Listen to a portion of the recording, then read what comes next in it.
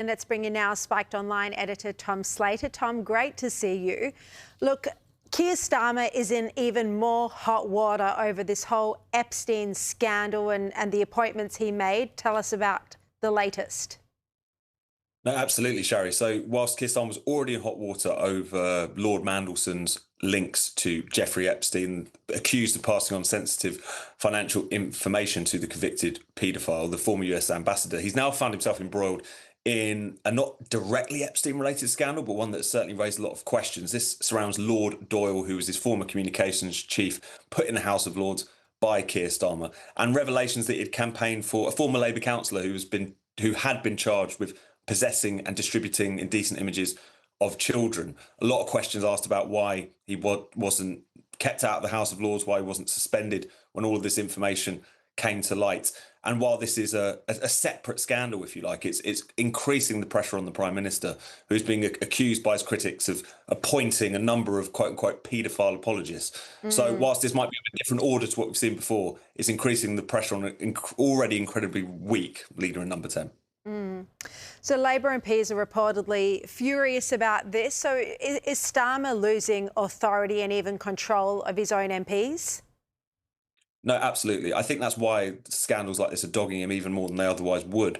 He'd long lost authority over the party. There have been a number of U-turns over key issues. And crucially, when he was trying to block the release of internal correspondence in relation to Lord Mandelson's appointment, he couldn't command a majority in the House of Commons to do that. He had to climb down and do a deal with his backbenchers. In our system, that is the number one way that a Prime Minister holds authority. So very much where Keir Starmer is concerned, as much as he claims he wants to fight on, it's a question of when, not if, he's going to go at this point.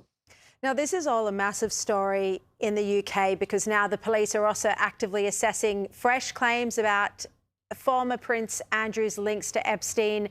They're confirmed they're talking with specialist prosecutors. So where's this leading? No, Prince Andrew's is the problem for the monarchy that's just not going to go away.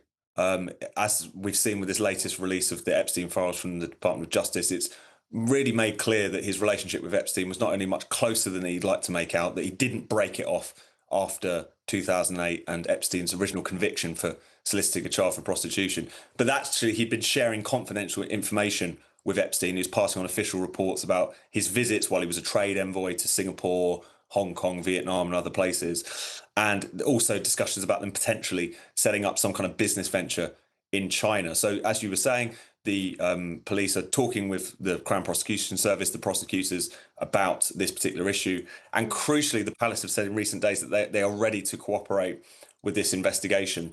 So even though he's already at the margins of royal life, even though he's already been stripped of his titles, I think this is another scandal which is going to rock the monarchy because of, you know, whether it's the malign intent of the former Duke or just his idiocy, he's become a problem that really isn't going to go away.